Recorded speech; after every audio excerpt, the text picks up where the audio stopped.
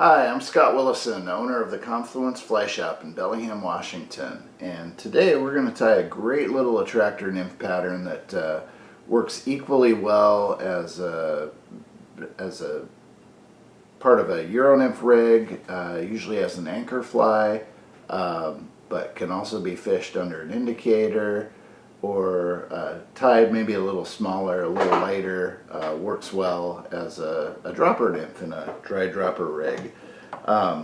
This is kind of a take on Lance Egan's very popular red dart. Now we've got a purple dart.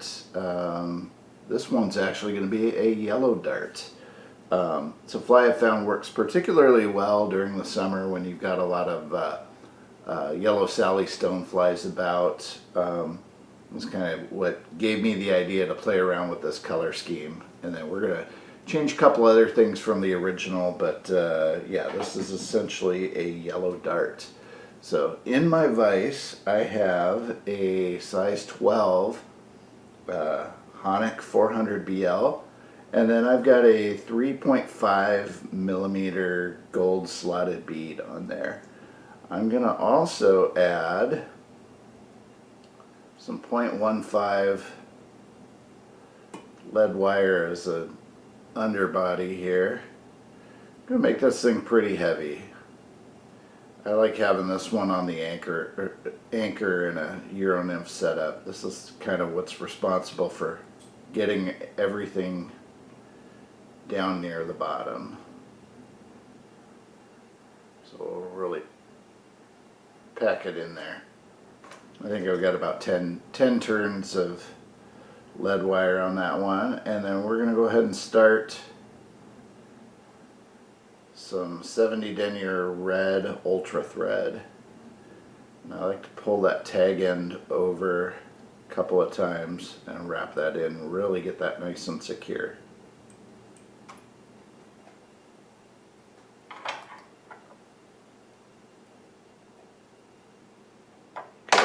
Just like on the original, we are going to add a tail of red saddle hackle fibers here.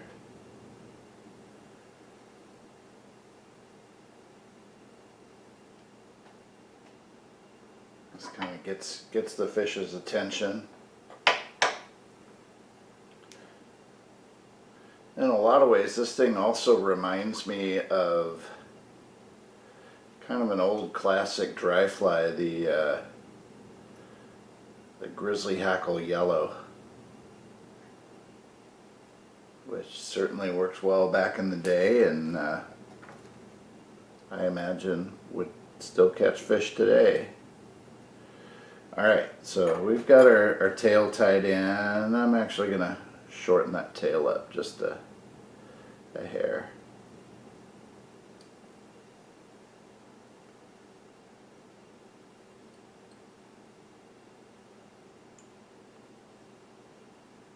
Alright, so our ribbing material is going to be two parts. I am going to use kind of a flashy rib material here. This is just pearlescent sulky thread. You could use a single strand of pearl, crystal flash, or the micro Flashaboo and pearl or opalescent works really great as a substitute, but I like the sulky thread. It's really kind of thin and subtle, but it's also very weak, and so we're actually going to add some 6X monofilament,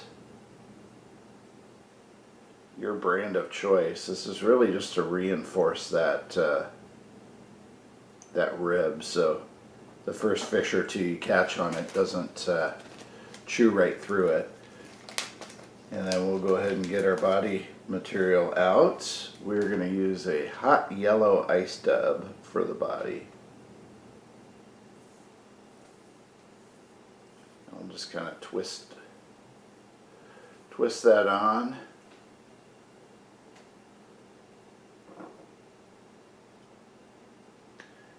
Ice dub can be kind of challenging to work with. It's a little coarse, Sometimes getting your fingers wet will help if you're struggling with it, but usually once I've got it established on there, I'll kind of pull on the material while it's on the thread, and that's going to help give me my nice tight body that I'm looking for. Go ahead and add just a pinch more.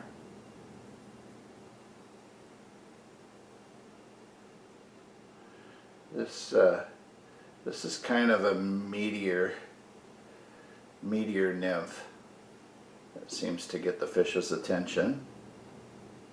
Alright, and then we're going to take our sulky thread and I'm actually going to wrap this the opposite direction of my thread.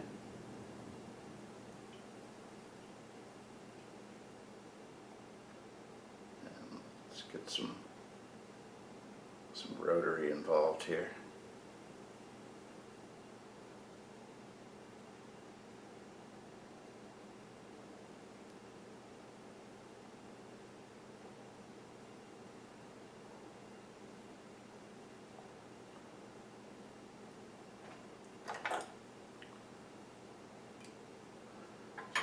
Got that in place, and then we will go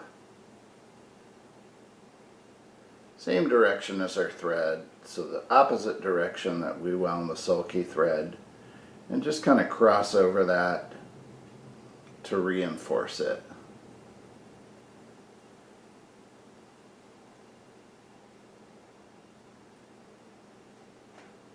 And I think we're good there. Alright, next I'm going to go ahead and make relatively small dubbing loop. We only need maybe a couple inches here. I'm going to wrap around the base to solidify that. And then we'll go ahead and insert our stone faux dubbing twister that I love so much. Now, what we're going to use, I think the original dart used a brown hen hackle. I'm a big fan of CDC just in general. It's got a ton of movement to it. It's super buggy in the water, and I just can't get enough of it. So we're going to add it to this fly as well. And basically, you can't always do this based on the fiber length, but this one had some longer fibers, so I was able to successfully just kind of fold the feather in half to get the density that I want. You could also lay two feathers on top of one another, or just use one feather if it happens to be denser. And now I'm just cutting the fibers away from the stem, so I'll be left with just a bunch of CDC fibers in my Swiss CDC clamp here. And then I'm going to insert the butt ends of that CDC into the dubbing loop. And I'll use my right hand to kind of put tension on the dubbing loop spinner so the fibers don't fall out. And then we'll just give it a good spin.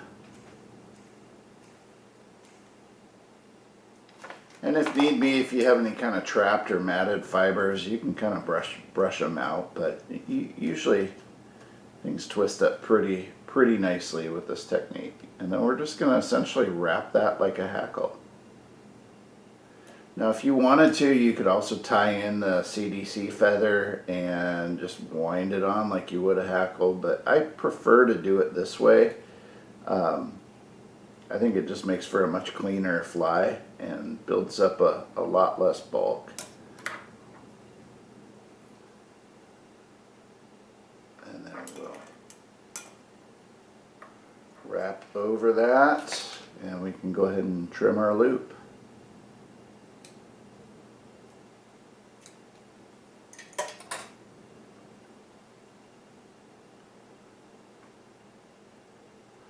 Then I'm just going to make sure I don't have any of those fibers facing forward. Just kind of wrap back over them a little bit, and then I'm going to add one final touch here to this fly. I like to put a little, it's already kind of a flashy attractor pattern, but I'd like to add a little contrast up front, and I'm going to use a UV pink ice dub as just a little collar. And less is more. It's really easy to grab too much and overdo it on the collar, but I want just really a few strands of that dubbing material, so I can get maybe 1 or 2 wraps in there with it, and then we'll build up a little bitty collar of red in front of it. And then, because I don't have a lot of room to work with as far as applying head cement, we're just going to lightly brush our thread with some super glue, and then go ahead and wrap that up for some extra durability. This fly is going to spend plenty of time down near the bottom of the river.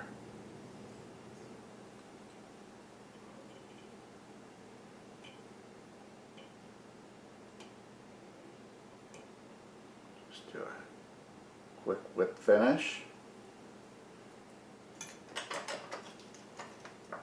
Actually, I'm going to add one more just for good measure.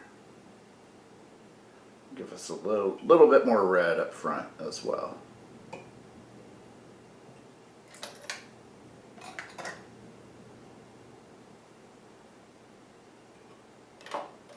And bingo, there it is. Now sometimes you have some kind of longer, straggly CDC fibers. You can leave them if you want to, but I like to pinch them short. They don't all need to be the same length, but I want that CDC flowing back slightly past the body of the fly, but really not any further. And there you have it, a great little dropper fly, anchor fly for a Euro nymph rig, nice attractor to fish under an indicator. This thing does incredibly well over on the Methow River during the summer, especially when you got a lot of the little yellow sallies flying about. So tie up a few yellow darts for your summer fishing, and you can pick up the materials for this fly and many others at the Confluence Fly Shop in Bellingham, Washington. Thanks for watching. Please be sure to like and subscribe to our YouTube channel for more content, and we will see you in the shop or on the water.